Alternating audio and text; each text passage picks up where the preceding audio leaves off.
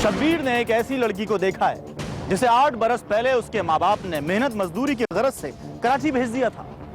माँ बाप से दूर दर दर की ठोकरें खाने वाली इस बच्ची के साथ क्या हाल हुआ, आप भी देखिए।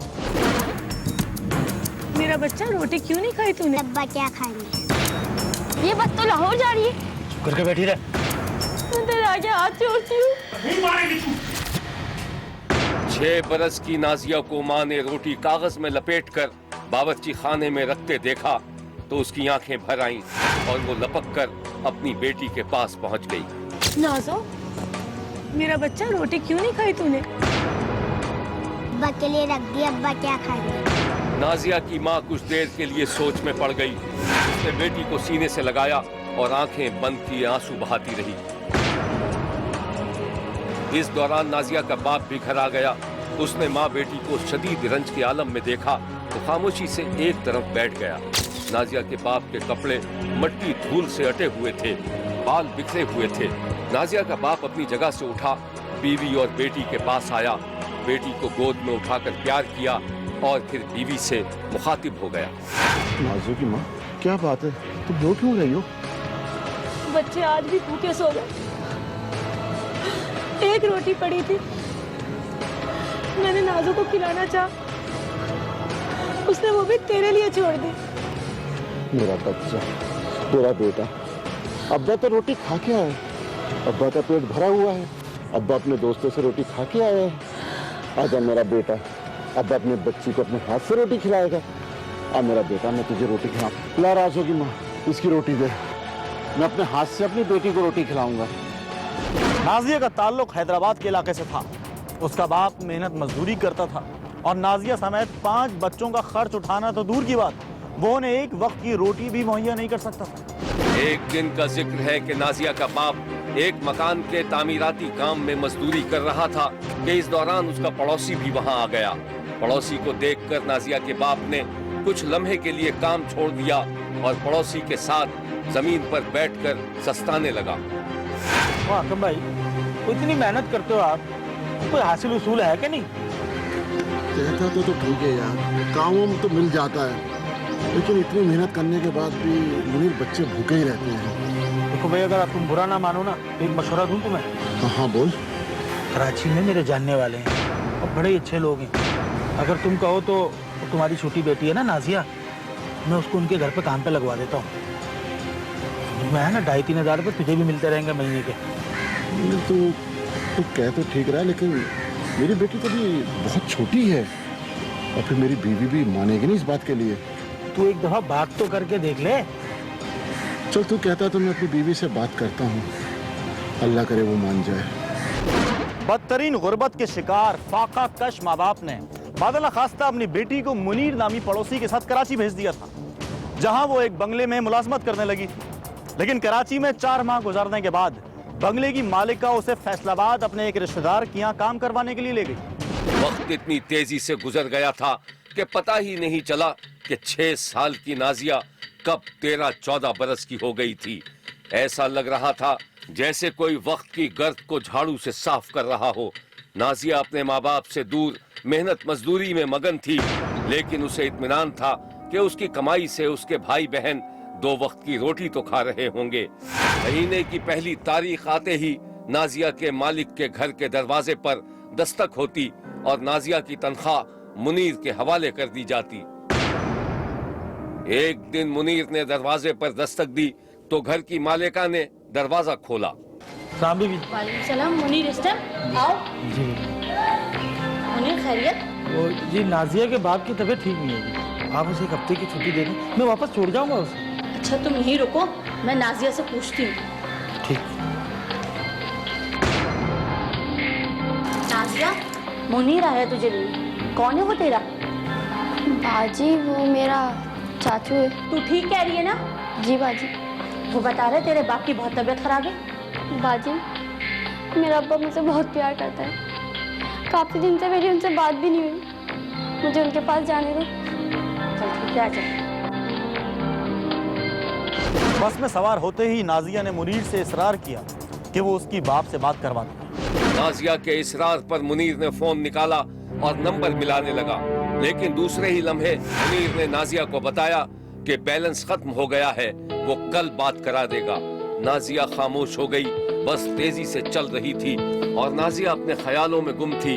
जब वो हैदराबाद की गलियों में अपनी सहेलियों के साथ खेला करती थी, खेलते खेलते थक जाती और उसे भूख लगती तो सीधा घर आकर बावर्ची खाने का रुख करती, और जब उसे खाने पीने की कोई चीज न मिलती तो पानी पीकर दोबारा गली में खेलने निकल जाती। बस ड्राइवर महारत से बस चला रहा था और नाजिया की अगली सीट पर बैठने वाले मुसाफिर आपस में बातचीत कर रहे थे।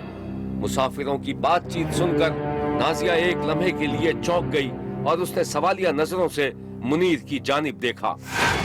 चाचा, ये तो मुझे कहाँ लेकर जा रहे हैं? ये बस तो लाहौर जा रही है। करके बैठी रहे, जैसा मैं कह रहा हूँ ना वैसी कर। चुप, मैं शोर मचा दूंगी। करो चुप कर।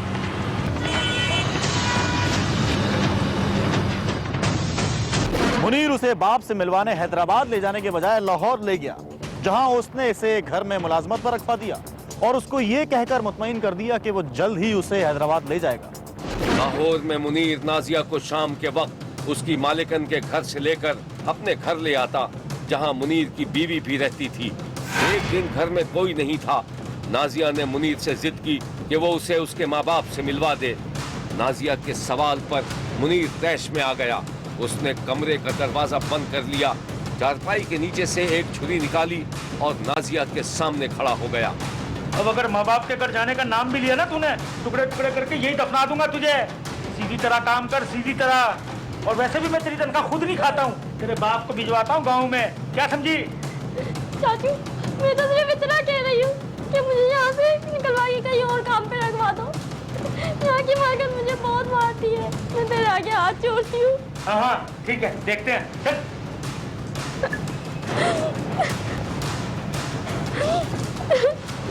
मुनीर ने नाजिया को दूसरी कोठी पर मुलाजमत दिलवा दी और हस्बे मामूल तनख्वाह की रकम उसके बाप को भेजने के बजाय खुद अपनी जेब में ही रखता रहा। नाजिया को अब मुनीर की तमाम सूरत हाल समझ में आ चुकी थी कि मुनीर उससे फायदा उठा रहा था, और नाजिया को इस बात का डर था कि शायद मुनीर उसकी इज्जत पर हाथ ना डाल दे। नाजिया इस तमाम सूरत हाल से सहमी हुई थी और अब वो किसी मौके की तलाश में थी। दूसरी कोठी में भी मालिकान ने बच्ची के साथ वही सलूक किया जिसकी वो आदी होती जा रही थी। डांट डपट से लेकर मार पीट तक हर सितम बच्ची पर किया जा रहा था। एक दिन नाजिया कोठी के गैराज की सफाई कर रही थी कि रशीद नामी ड्राइवर सामने आ गया। रशीद को देखते ही नाजिया झाड़ू छोड़कर खड़ी हो गई। जी रशीद चाचा, मैं आपकी बेटी के बराबर हूँ ना, मुझसे अब यहाँ की मार पीट सही नहीं जाती। मुझे कहीं और काम पर लगवा दे, किसी और शहर। ठीक है।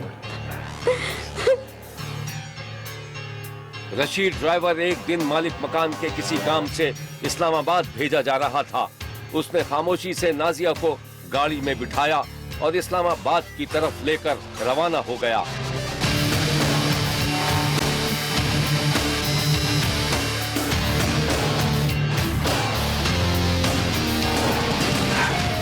पहली बार नाजिया को महसूस हुआ कि उसे कोई फरिश्ता सिफत इंसान मिल गया था जो उसे निस्बतन कम जालिम आका के पास नौकरी के लिए ले जा रहा था। लेकिन शायद अभी नाजिया को किसी और इम्तिहान से भी गुजरना था, और ये वो इम्तिहान था कि बिलाखिर नाजिया गुलामी की जंजीर तोड़ने में कामयाब हो गई। एक दिन का जिक्र है कि नाजिया इस्लामाबाद की एक कोठी में काम कर रही थी कि रशीद ड्राइवर का एक रिश्तेदार जो खुद भी वहाँ मुलाजिम था, उसने आवाज देकर नाजिया को अपने पास बुलाया। बड़ी कामचोर है, ये कमरा बिल्कुल गंदा पड़ा हुआ है। बेगम साहब आएंगी तो मेरी शामत आएगी। चल सफाई कर इसकी। तुझे बड़ी फिक्र हो रही है, अभी कर दूं की सफाई? कुछ ज्यादा बातें नहीं बना, चल आजा मिलके सफाई करते हैं। नाजिया जैसे ही कमरे में दाखिल हुई तो रशीद नामी ड्राइवर ने दरवाजा बंद करके उसके साथ छेड़छाड़ करने की कोशिश की, जिस पर नाजिया ने एकदम से शोर मचा दिया और दरवाजा खोलकर बाहर आ गया। शाम को नाजिया ने यह सारा का सारा किस्सा अपनी मालिकन को सुनाया, जिस पर मालिकन उसे एदी होम्स छोड़ाई। एदी होम्स में चंद दिन गुजारने के बाद नाजिया अपनी एक नई सहेली की मदद से आजकल जहलुम के एक रफाई इदारे में अपनी जिंदगी गुजार रही है। यहाँ उसे अब अपने माँ बाप की तलाश है। इन 8 बरसों में नाजिया पर क्या गुजरी, या आप खुद नाजिया की ज़बानी ही सुन लीजिए। मैं कहना चाहती ले जा।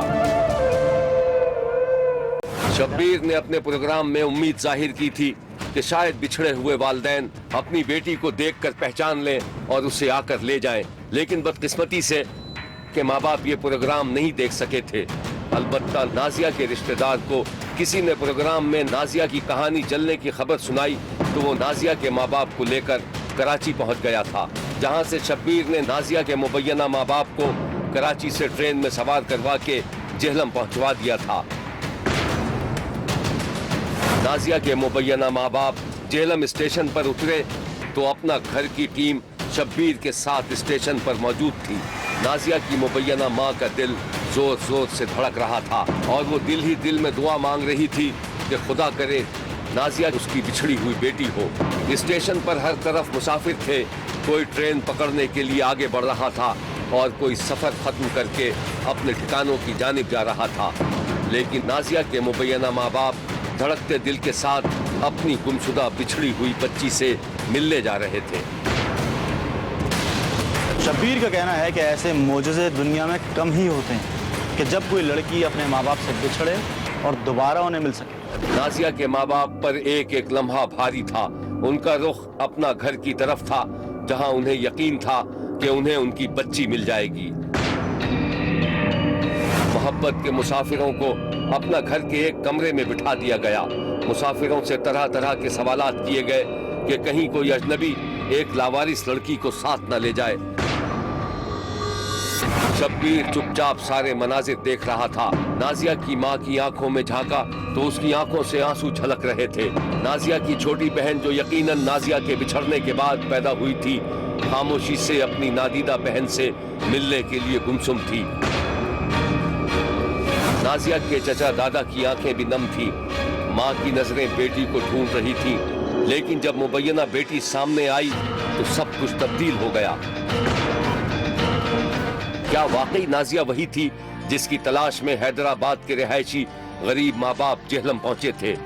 इस सूरत हाल के बारे में अभी आपको सब कुछ बता दिया जाएगा, लेकिन जरा इस कहानी के कुछ मनाजिर एक बार फिर देख लीजिए, जिसमें शब्बीर ने नाजिया से उस वक्त बात की थी जब वो इस्लामाबाद के एक बंगले से फरार होकर जेहलम पहुंच गई थी। नहीं। कितने बहन भाई हैं? 5 भाई और 2 बहनें। पर 5 बहनें थी ना, 2 बहनें फौत हो गई हैं। अच्छा, अभी जो हैं उनके नाम क्या क्या हैं बहनों के? जो सबसे बड़ा भाई है उसका नाम अरशद है, असलम है, उसके बाद अरफान है, जमीर, और दूसरे का नाम जुम्मा है। जो बड़ी बहन है उसका नाम शनाजा अख्तर है, जो छोटी बहन है उसका नाम जैनब है। उनके करीब जो आपके पड़ोस वाले कोई है, उनका किसी का नाम याद हुआ जो आपके पड़ोसी थे पहले? नहीं, एक पड़ोसी का था, उसका नाम जो मुझे लेके आया था उसका नाम था मुनीर। आपको शायद वो कहानी भी याद होगी जब शब्बीर ने कराची से अगवा करके राजनपुर ले जाकर भीख मांगने वाली लड़की के माँ बाप को तलाश किया था और बेटी माँ बाप तक पहुँचवाई थी। उस कहानी के भी कुछ मनाजिर शायद ही शब्बीर कभी भुला सके। शब्बीर को अच्छी तरह याद है कि जब डेरा गाजी खान में कराची की मगवी लड़की का बाप बेटी से मिला था तो किस तरह जज्बात का रेला बह निकला था। थोड़ी देर के लिए ये मनाजिर भी देख लें।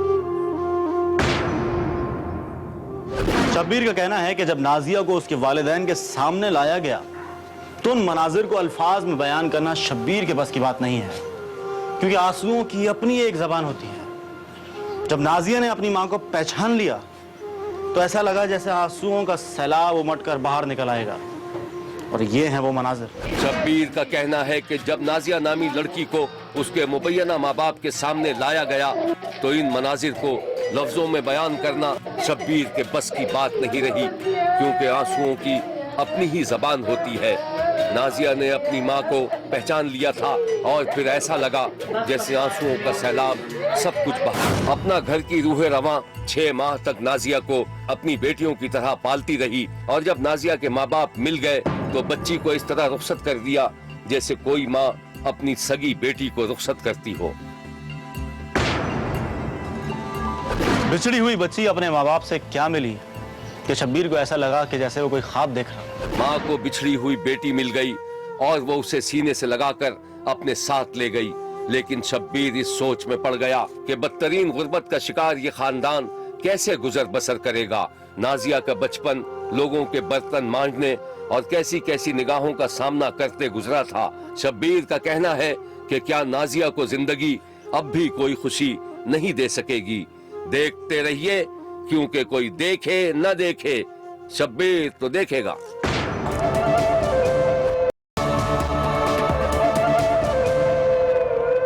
कहते हैं कि फतह आलिम होती है, दुश्मन को भी दोस्त बना लेती है। मोहब्बत एक बेख्तियार जज्बे का नाम है, लेकिन कुछ लोग कभी कभार सोच समझकर मोहब्बत करते हैं। ऐसा ही एक वाकया जब एक पाकिस्तानी ने इंटरनेट पर एक चीनी से दोस्ती करके उसे मोहब्बत का यकीन दिलाकर पाकिस्तान बुलवा लिया था। गुलाम अब्बास उस दिन फेसबुक पर एक साथ कई लड़कियों से बात कर रहा था। कीबोर्ड पर उसकी उंगलियां मुसलसल मसरूफ थीं। किसी एक लड़की को जवाब देता तो फौरन ही दूसरी विंडो खुल जाती। इस दौरान वो लड़कियों के प्रोफाइल भी चेक करता जा रहा था। फिर उसे एक लड़की का प्रोफाइल नजर आया जिसमें उस हमारे लिए भी टाइम निकाल लें, एक कप कॉफी का ही हो जाए। हाँ श्योर। वैसे मैं कल स्टेट जा रही हूँ बिजनेस मीटिंग के लिए, 1 हफ्ता लग जाएगा। वापस आके जरूर। Thanks God. मैं समझा। क्या समझे? मैं समझा कि शायद आपकी शादी हो रही है। अरे अगर शादी हो भी रही है तो आप इतना क्यों परेशान हो रहे हैं? ये मैं आपको उस वक्त बताऊंगा जब आपसे मुलाकात होगी। By the way thank you. इंशाल्लाह जल्द मुलाकात होगी आपसे। एक बार फिर मांगो। Okay thank you. अल्लाह हाफिज। लाहौर के इलाके शालीमार स्कीम के दौलतमंद रहायशी गुलाम अब्बास का ये पुराना मशगला था कि वो इंटरनेट पर अमीर लड़कियों से दोस्ती करता था, खास तौर पर गैर मुल्की लड़कियों से। उसे शादी के लिए अब किसी अमीर लड़की की तलाश थी। एक दिन शब्बीर ने देखा कि गुलाम अब्बास हस्बे मामूल फेसबुक पर था और जब उसकी नजर एक ऑप्शन पर पड़ी तो उसने फौरन वहां क्लिक कर दिया। ये एक फ्रेंड रिक्वेस्ट थी और ये रिक्वेस्ट भेजी थी उसी चीनी लड़की ने जिसको गुलाम अब्बास ने मैसेज भेजा था। गुलाम अब्बास ने फौरन ही रिक्वेस्ट कबूल कर ली और चिन नामी चीनी लड़की को खुशामदीद का मैसेज भेजते हुए न सिर्फ दोनों मुल्कों की लाजवाल दोस्ती का जिक्र किया बल्कि गाहे गाहे लड़की से बातचीत करने का भी वादा कर लिया। उधर चीनी लड़की चिन ने गुलाम अब्बास को शुक्रिया का मुख्तसर सा जवाब दिया और गुलाम अब्बास का प्रोफाइल चेक करने लगी। गुलाम अब्बास के प्रोफाइल में ज्यादातर मालूमात ब्लॉक थीं, इसलिए चिन गुलाम अब्बास के बारे में कुछ ज्यादा अंदाजा न लगा सकी। गुलाम अब्बास ने अपनी चरब जबानी से चिन का एतमाद हासिल कर लिया था।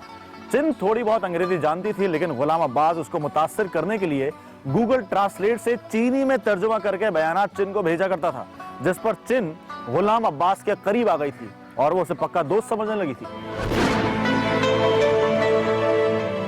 एक दिन चिन से चैटिंग के दौरान गुलाम अब्बास ने चिन से फोन पर बात करने के लिए उसका नंबर मांग लिया। चिन इनकार न कर सकी। जैसे ही चिन का नंबर मिला, गुलाम अब्बास ने गैर मुल्की कॉल मिला दी। चिन ने फोन उठा लिया।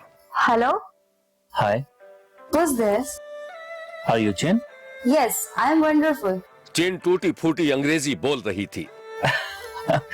Yes I know. No, no, no. Saying Wonder Chin. I am your friend, good friend. You married? No. You marry me? What? Me you marry? Yes. It's not possible. We two country.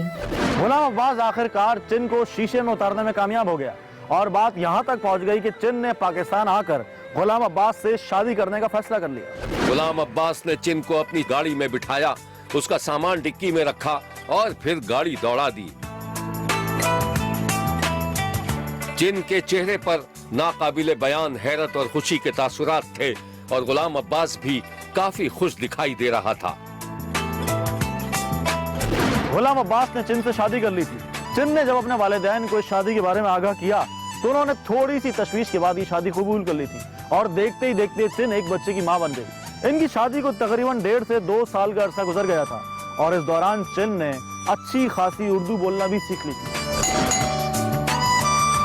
एक शाम गुलाम अब्बास घर लौटा तो चिन ने मशरिकी औरत की तरह अपने शौहर को आराम दे कुर्सी पर बिठाया, खुद उसके कदमों में बैठकर शौहर के जूते मोजे उतारे और उसके लिए चाय लेने चली गई। चाय लेकर लौटी तो उसे महसूस हुआ जैसे उसका शौहर कुछ परेशान था। चिन तशवीश में मुब्तला हो गई। अब्बास, आप कुछ परेशान हैं क्या? बिजनेस में थोड़ा लॉस हो गया चिन। कोई बात नहीं, सब ओके हो जाएगा। अगर कहीं से 5 करोड़ मिल जाते तो। 5 करोड़? ये तो बहुत ज्यादा है। जानता हूँ चिन। अच्छा ये बताओ, तुम मुझसे मोहब्बत तो करती हो ना? अपना मुल्क छोड़ के आ गई मैं, किसके लिए? और आप मोहब्बत की बात करते हैं। मुझे पता है चिन। एक बात सुनो, मेरी मदद तो करोगी ना? इस कहानी की मजीद तफसीलात हम आपको दिखाएंगे, लेकिन एक ब्रेक के बाद। कहीं जाइएगा मत, क्योंकि कोई देखे ना देखे, शब्बीर तो देखेगा। गुलाम अब्बास के चेहरे से अब नकाब उतरना शुरू हो गया था और वो वक्त करीब आ गया था जिसका गुलाम अब्बास को इंतजार था। चिन के कहने पर उसने अपने शौहर की माली मुश्किलात को दूर करने के लिए अपने सरदकार बाप से 5 करोड़ रुपए मंगवाए थे और फिर अपने शौहर को दे दिए थे। और अब गुलाम अब्बास ने अपना असली चेहरा दिखाना शुरू कर दिया। एक दिन शब्बीर ने देखा कि चिन और गुलाम अब्बास के दरमियान किसी बात पर बहस हो रही थी। तुम समझती क्यों नहीं हो चिन? मेरा जाना कितना जरूरी है। तुम हमको छोड़ के लंदन चले जाओगे, हम यहाँ क्या करेंगे? सिर्फ 2-4 दिन की तो बात है, सिर्फ 2-4 दिन। अगर मैं लंदन नहीं गया ना तो मेरा सारा बिजनेस ठप हो जाएगा। मतलब ये कि फिनिश हो जाएगा। डैड ने इतने सारे पैसे तो दिए, फिर लंदन जाने की क्या जरूरत है बस? क्यों ना जाऊं लंदन? मैंने वहां पे बड़ी मेहनत की है, एस्टैब्लिश हुआ मैं वहां पे। अब तुम कहते हो यहाँ जाओ? तुम्हें पता ना वहां जाना कितना जरूरी है। चिन के रोकने के बावजूद गुलाम अब्बास 1 हफ्ते का कहकर लंदन के लिए गायब हो गया, मगर शब्बीर ने देखा कि वो लंदन जाने के बजाय एक बड़े से होटल में मुकीम था, जहां हर रोज वो किसी न किसी लड़की के साथ वक्त गुजार रहा था। आप भी देखिए। सुनकर चिन ने धड़कते दिल के साथ दरवाजा खोला तो सामने गुलाम अब्बास खड़ा था। इससे पहले कि गुलाम अब्बास अपनी बीवी को गर्मजोशी से गले लगाता, चिन चकरा कर गिर पड़ी।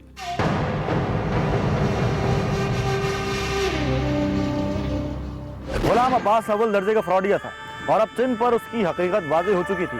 चिन के बाप के 5 करोड़ रुपए हड़प कर जाने के बाद भी उसका फ्रॉडिया दिमाग काम करता रहा और अपनी चर्ब जबानी से चिन के भाई को भी पाकिस्तान में बिजनेस का लालच देकर बुलवा लिया था। उससे कंबलों के कारोबार में रकम लगवाई और फिर एक दिन चिन के भाई का करोड़ों का माल भी हड़प कर गया और मशहूर कर दिया कि माल चोरी हो गया। इन 2 वाकयात के बाद चिन ने फैसला किया कि वो अपने 2 नंबर के फ्रॉडिया शौहर के खिलाफ पुलिस में रिपोर्ट दर्ज कराएगी।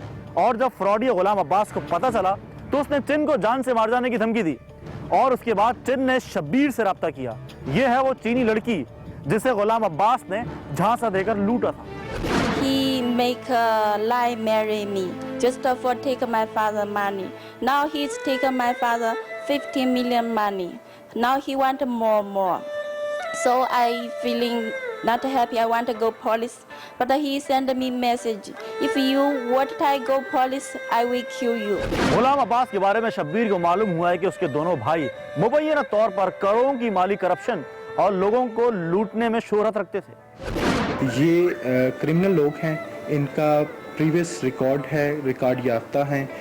ये डबल शाह केस में भी इब्रार और मुख्तार जो जिस लड़के ने इससे शादी की है उसके सगे भाई, वो डबल शाह केस के मुलज़म रहे हैं और नैब ने 26 करोड़ रुपए के करीब इनसे रिकवरी भी की। शब्बीर को मालूम हुआ है कि चिन अब अपने और अपने बच्चे के तहफ़्फ़ुज़ के लिए इंसाफ की मुंतज़िर है, लेकिन पुलिस अब तक मुलजिम को गिरफ्तार नहीं कर सकी है।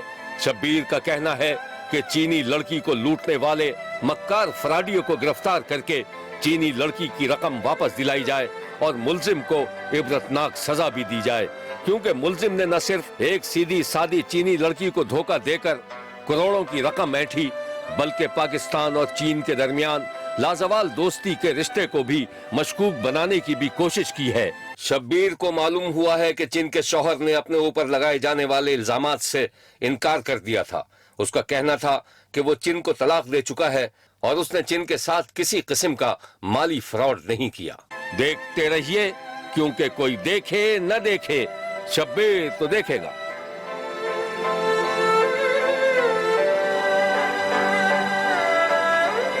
शब्बीर का कहना है कि वो देख रहा है और मुसलसल देखता रहेगा।